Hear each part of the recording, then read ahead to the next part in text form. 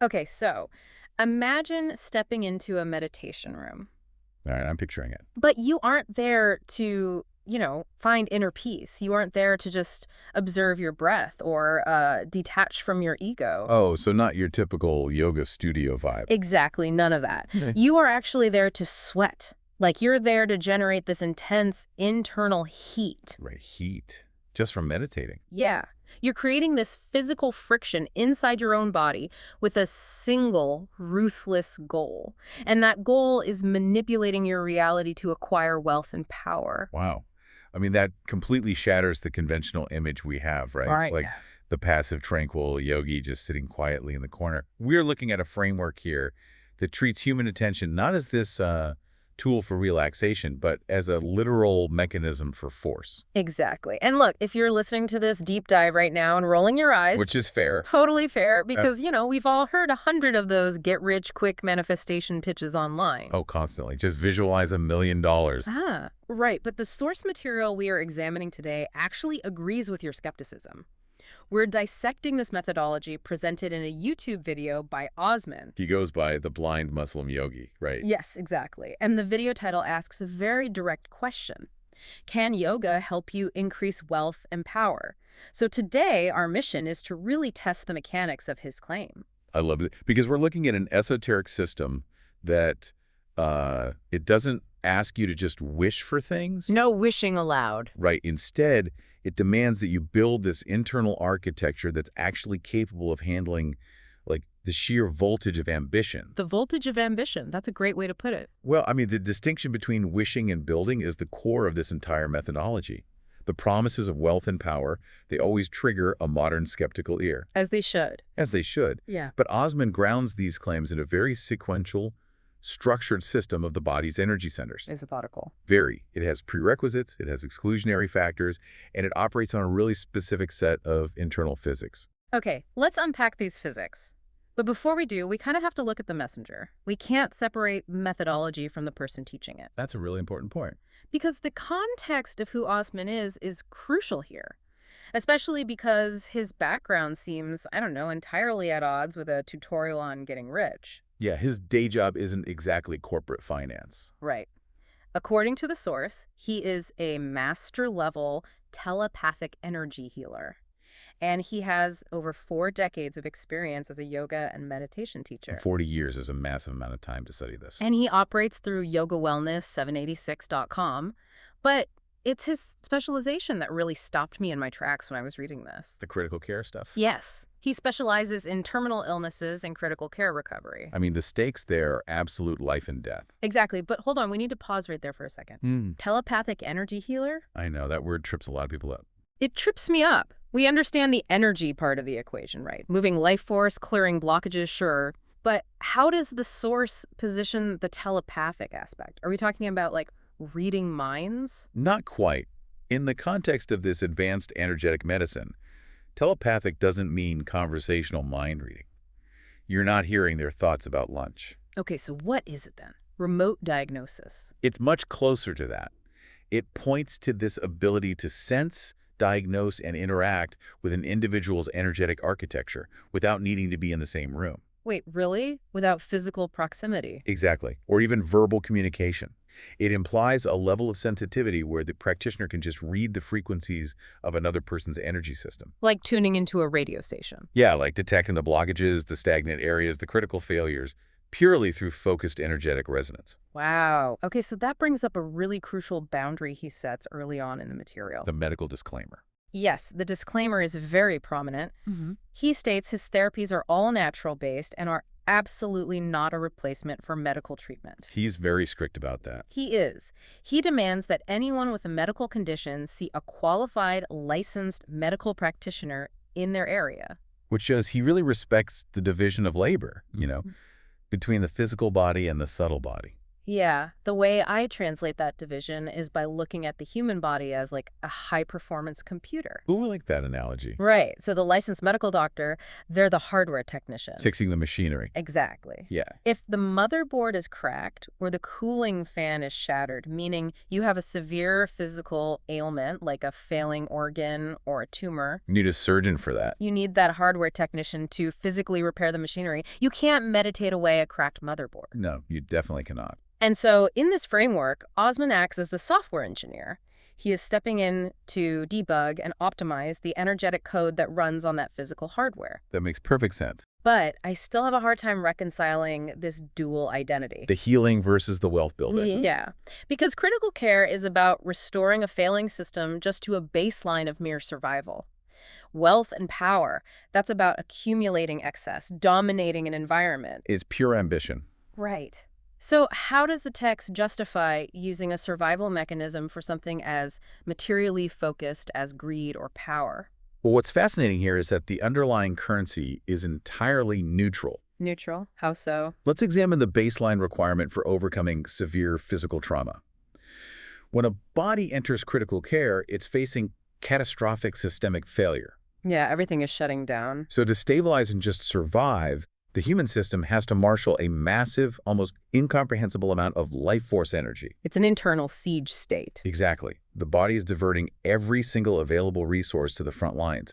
It has to generate it, route it past trauma blockages, and deliver it to the failing organs just to keep the lights on. Okay, I see where you're going with this. Now imagine a practitioner who has spent 40 years mastering the manipulation of that specific life force. In those extreme, high-stakes environments. Right. They understand the mechanics of generating raw power and directing it with absolute precision. Once that baseline energetic architecture is mastered, the energy itself doesn't care about the moral destination. It doesn't know if it's healing a liver or buying a yacht. Exactly. Redirecting that power is just a matter of changing the coordinates of the target.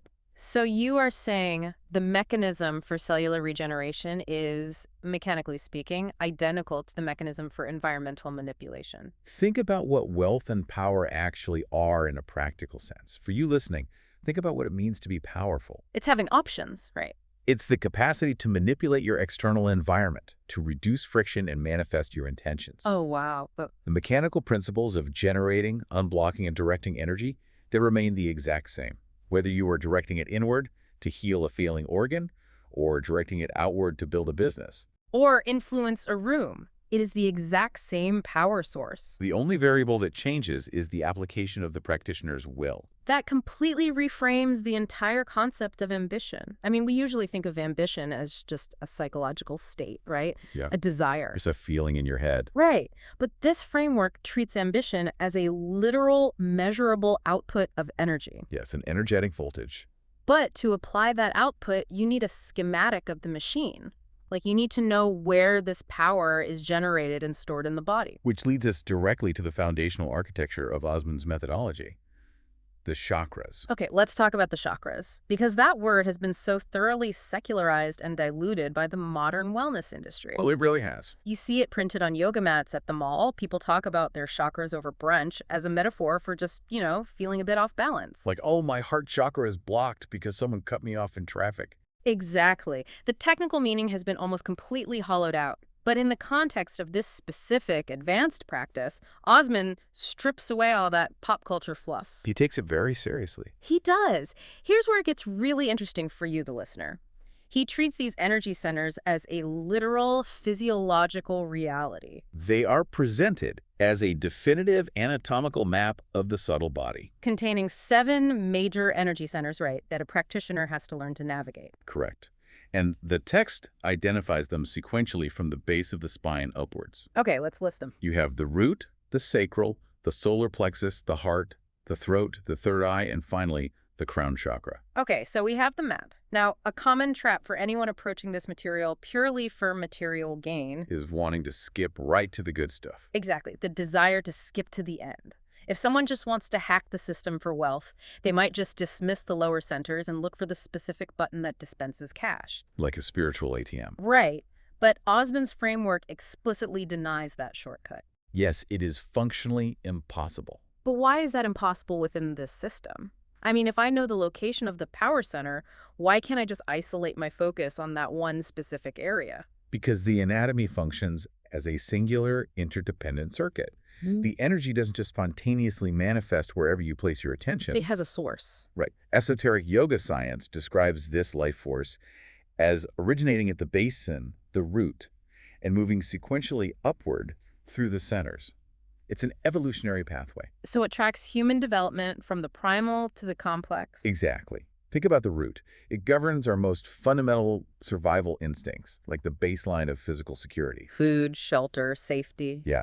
And as the energy successfully navigates that center, it moves upward into more complex expressions of human experience. Like creativity, connection. Power, and eventually higher consciousness.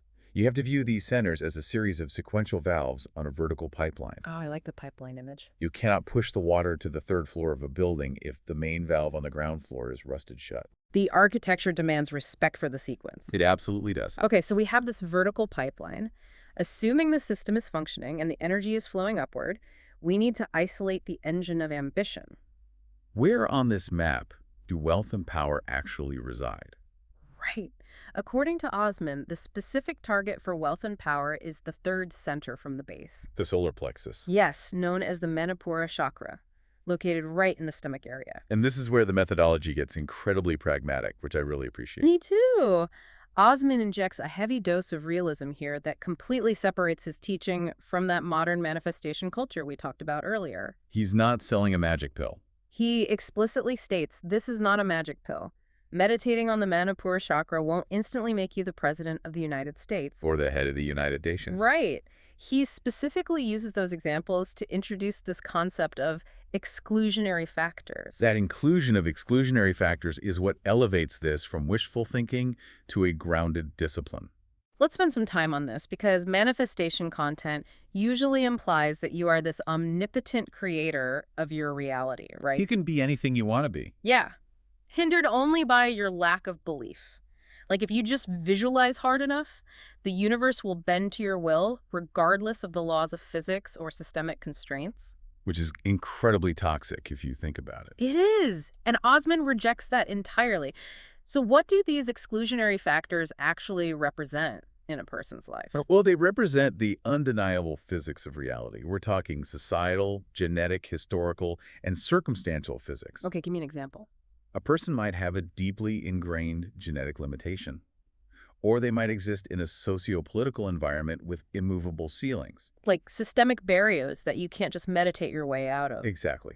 They might simply lack the inherent cognitive or physical baseline required to, actually become the head of the United Nations. Ignoring those realities isn't spiritual, it's delusional. Osman acknowledges that we operate within a constrained physical world. So if the practice doesn't bypass reality, what is the actual benefit of pouring hours of focused energy into this stomach center? It's like pouring experience points into an ambition stat in a video game. Yeah. The benefit is the ability to scale incrementally and ruthlessly from wherever your specific baseline is right now. Okay, so it's not a cheat code. No cheat codes. You are removing internal friction so your natural inherent abilities can compound without resistance. What kind of internal friction? Like self-sabotage, imposter syndrome, that kind of stuff? Exactly those things. Misdirected focus, anxiety. Mm-hmm. When the Manipura chakra is underactive or blocked, that internal friction burns up your life force before it can even affect the external world. Oh, I see. So it's like a leaky engine. Yes.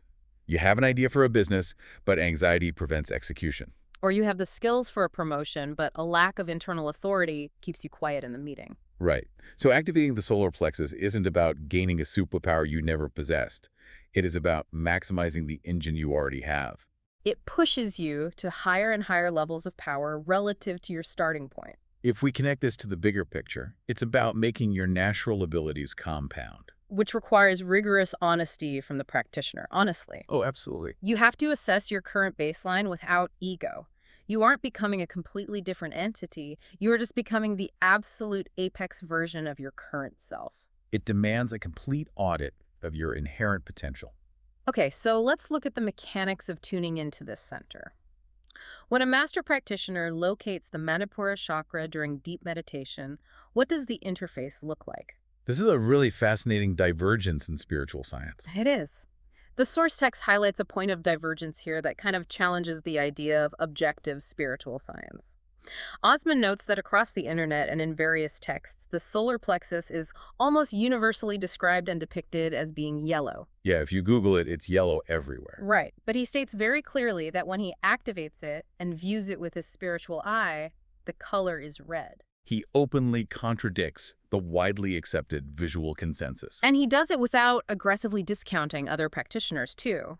He suggests that people may simply possess a different shade of spiritual eye, and that his perception of red might translate to their perception of yellow. Which is such an interesting way to phrase it. But wait a minute, I have to push back hard on this. Go for it. If we're treating this methodology as a strict science of energy, with rules and pipelines and predictable physics, how can we accept subjective truth? You're saying a science should be objective. Right. How can one master see red and another see yellow? Shouldn't a science be verifiable and consistent? Well, that tension between objective reality and subjective perception is actually the defining characteristic of esoteric science. Okay, explain that to me. To resolve it, we have to separate the raw energetic data from the biological interface that interprets it. The biological interface. Give me an analogy. Let's use physical color blindness as our baseline. If I place a vibrant red apple on a table, a person with standard vision sees red. But a person with a specific type of color blindness might look at the exact same apple and perceive a muted brownish green. Okay. The objective reality of the apple hasn't altered at all. Its atomic structure, its mass, the specific wavelength of light it reflects, those all remain constant. Right, the apple is still the apple. The variance entirely exists in the physical eye and the visual cortex translating that data. Ah, so the brain is simply rendering the data differently. Exactly. Now, apply that mechanism to the subtle body and Osman's concept of the spiritual eye. When a practitioner observes a chakra, they are not looking at physical pigment. There's no biological paint inside the stomach. No. They are perceiving a raw frequency of life force energy. And the human brain is not natively equipped to process raw esoteric voltage. It needs a translation. Yes. The conscious mind has to translate that frequency into a metaphor it can actually comprehend. So it translates vibration into sound, energetic density into physical sensation, and frequency into color. So the color is essentially a graphical user interface for the mind. It is the desktop icon for the energy center. I love that. Osman's unique neural and spiritual architecture, his specific shade of spiritual eye, translates the frequency of the Manipura chakra as the color red. While another practitioner's internal architecture translates that identical frequency as yellow. Right. What Osman highlights is that the visual rendering is entirely subjective and ultimately irrelevant to the function. The color doesn't matter as long as clicking the icon launches the program. The objective reality of the science is the functional result. When the center is activated, does it generate internal heat? Does it increase external power? Exactly. If the functional output is consistent, the biological rendering of the color is just an aesthetic variation. That fundamentally changes how a student should interact with spiritual texts. It really does. They shouldn't be read as rigid anatomical diagrams, but more like subjective field notes from individual practitioners who are all interacting with the same underlying physics, just through different biological lenses. Osman is providing his unvarnished, direct experience rather than conforming to a textbook standard. Okay, so let's say a listener accepts the map.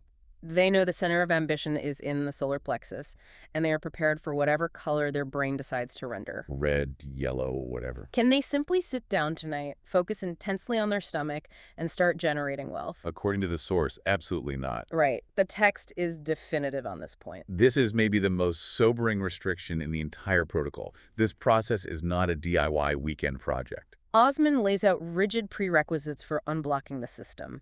And the first rule is that you cannot self-start this engine. You need help. You require an advanced yoga and meditation teacher to, as he puts it, initialize your spirituality. Initialize your spirituality. What does initialization actually entail in this context? Initialization suggests the introduction of a catalyst. A system that is dormant or heavily blocked often lacks the internal momentum to break its own inertia. It's stuck. It's completely stuck. So the practitioner acts as an external power source.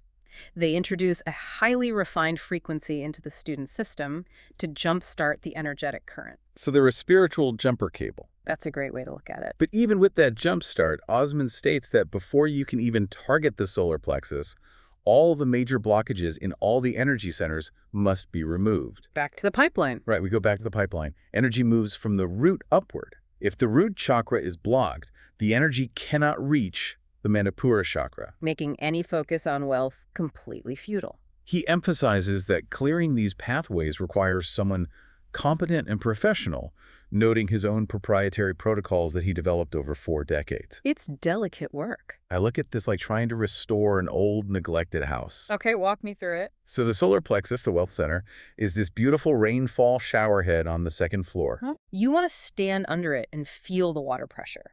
But down in the basement, the main water valve, the root chakra, is rusted shut. And the pipes are choked with decades of mineral buildup. Yeah, nothing is getting through that. You can stand in that 2nd floor shower and twist the handle all day long. You can visualize the water, you can chant at the shower head, but nothing is going to flow until a professional plumber goes into the dark basement and forcefully clears the main line. The plumbing analogy perfectly captures the physics of the dilemma, and it also really illustrates the extreme danger of attempting this work without a guide. Oh, I was going to ask about that. What are the consequences of a novice trying to force the issue? Like, what is the psychological equivalent of a burst pipe? Well, think about it. If the basement pipe is clogged and a novice somehow manages to crank up the energetic water pressure from the source, that pressure has to go somewhere. It can't just vanish. Right. The life force energy hits the blockage at the root, which, remember, represents fundamental security, survival, and fear, and it violently rebounds. Oh, wow. Or it forces its way through degraded pathways. Psychologically, this manifests as extreme nervous system dysregulation. Like what? A person attempting to force massive ambition through a blocked system might experience sudden, crippling anxiety attacks. Because they're hitting that survival fear. Exactly. Or paranoid delusions about their security, or even wild ego inflation that leads to catastrophic decision-making. Because they are pushing high-voltage ambition through wiring that was only built to handle low-voltage survival. Exactly. A master practitioner acts as the diagnostic regulator. They read the pressure gauges on the individual system. They know when it's too much. They know how to incrementally clear the debris from the root and the sacral centers, ensuring the piping is structurally sound before they ever allow that high-pressure energy to hit the Manipura valve. And a novice just can't do that themselves. A novice's perception is inherently clouded by their own blockages. They literally cannot objectively read their own pressure gauges. Okay, so let's assume the work is done. The student has found the master. The plumbing is fixed. The spirituality is initialized, the basement pipes are cleared, the root and sacral are flowing smoothly, and the practitioner is finally given the green light to target the Manipura chakra. This is where it gets intense. What is the visceral physical sensation of activating this engine of power? Well, the entire paradigm of the meditation shifts radically away from the Western secular understanding of the practice. Yeah, there is no talk of peace, love, or observing the breath. None. Osman states that the meditation becomes hyper-focused, aggressively concentrated entirely on wealth, power, and the solar plexus. It is a concentrated act of will. And the sensation isn't subtle at all. No. He describes feeling the center literally spinning and rotating in the stomach. Which sounds intense on its own. But then, as it reaches its peak potential, the body undergoes a severe physiological reaction.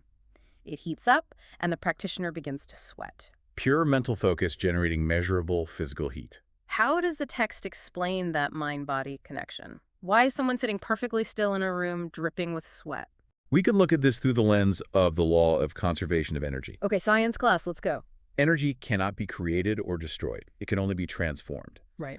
When a practitioner focuses their mind with absolute, unwavering intensity on a single localized area, the Manipura chakra, they're directing a massive volume of neural, electrical, and subtle energy into a confined space. Like using a magnifying glass to focus scattered sunlight into a single blinding point on a dry leaf. Yes, perfect analogy. The concentration creates intense internal friction. The subtle energy moves so rapidly and with such density that it bleeds over into the physical nervous system, generating kinetic energy. And that causes the heat. The heat and the sweat are the physical byproducts of that friction. They are the physiological proof that the focused mind is actively moving reality. This heat is accompanied by what Osman describes as an immense feeling of power. But he immediately tempers this, doesn't he? He does. He warns about the difficulty of reaching this level of maturity. He states it requires dedicated daily practice and warns practitioners against feeling despondent if their wealth doesn't increase immediately. The warning against despondency is critical because it manages expectations regarding the base power level. Yeah, he says your power depends on your inherent life force energy, which has to increase incrementally over time. Right. Upgrading that base power level is akin to heavy weightlifting for the central nervous system. I see. A novice doesn't walk into a gym on their first day, stare at a 500-pound barbell, and successfully deadlift it purely through positive thinking. No, they'd break their back. Their musculoskeletal system lacks the structural integrity to hold the weight. They have to subject their muscles to micro-tears, allow them to rebuild, and incrementally increase the load over months and years. The energetic architecture requires the exact same progressive overload. Increasing your capacity to hold and wield esoteric power requires time, friction, and repetition. You are literally expanding the internal circuitry capable of managing influence, stress, and resources. So feeling frustrated by slow progress is natural. It's a natural human reaction, but the heat and the sweat during the meditation serve as the biofeedback. It indicates the muscle is actually under tension. It's working. As the internal capacity for power incrementally expands, the external reality, the wealth, the influence, the environmental control gradually adjusts to mirror that new internal frequency. So the external manifestation of wealth is essentially a lagging indicator of the internal energetic capacity. The world conforms to the engine you build. Incredible. We have dissected a massive paradigm shift today. We started by examining the guide, Osman, who utilizes the precise energetic mechanics of critical care survival and repurposes them as the fuel for worldly ambition. A fascinating application of his skills. We mapped the sequential architecture of the subtle body, establishing that energy must evolve upward from the root, forbidding any shortcuts to the solar plexus. We analyzed the profound realism of those exclusionary factors, recognizing that true power comes from maximizing inherent potential within physical constraints, rather than indulging in delusional manifestation fantasies. And we also resolved the subjective nature of the spiritual eye. Right, the color debate. Understanding that whether the chakra renders as red or yellow, the functional generation of heat and power remains the objective science. And finally, we confronted the hard mechanics of the practice. The absolute necessity of a master to initialize and clear the system to prevent catastrophic internal pressure. Which culminates in a form of meditation that resembles a grueling physical workout, demanding sweat and intense internal friction to upgrade the baseline of power. As we conclude this analysis, I want to leave you, the listener, with a final provocation that builds on the mechanics we've just explored. Let's hear it. We have spent this time detailing how intense, focused concentration on the internal Manipura chakra manipulates the external environment to manifest wealth and power. Right. The internal architecture acts as the cause, and the external reality becomes the effect. You build the engine inside, and the world outside rearranges itself to accommodate the new power output. But consider the inevitable feedback loop of that success. Okay. If activating this internal energy successfully alters your external reality, granting you immense wealth, heavy responsibilities, and significant influence over others, how does the sudden acquisition of that dense external worldly power then reflect back inward? Oh, that's interesting. When a practitioner finally reaches the apex of their ambition, does the gravity of the external power they now wield begin to alter the frequency, the rotation, or even the subjective color of the chakra that originally generated it? Does the creation ultimately change the creator? Exactly. Does power change the frequency of the chakra itself? Does the creation change the creator? That is a terrifying and brilliant question to carry into your next meditation or, your next strategy meeting. It really is. The power you build might end up rebuilding you. For you listening, take a moment today to honestly audit your own exclusionary factors and ask yourself what the true baseline of your current power looks like. And ask yourself if you're ready for the basement. Are you wasting energy spinning the second floor shower handle, or are you finally ready to go down into the basement and clear the pipes? Until next time, keep digging deeper.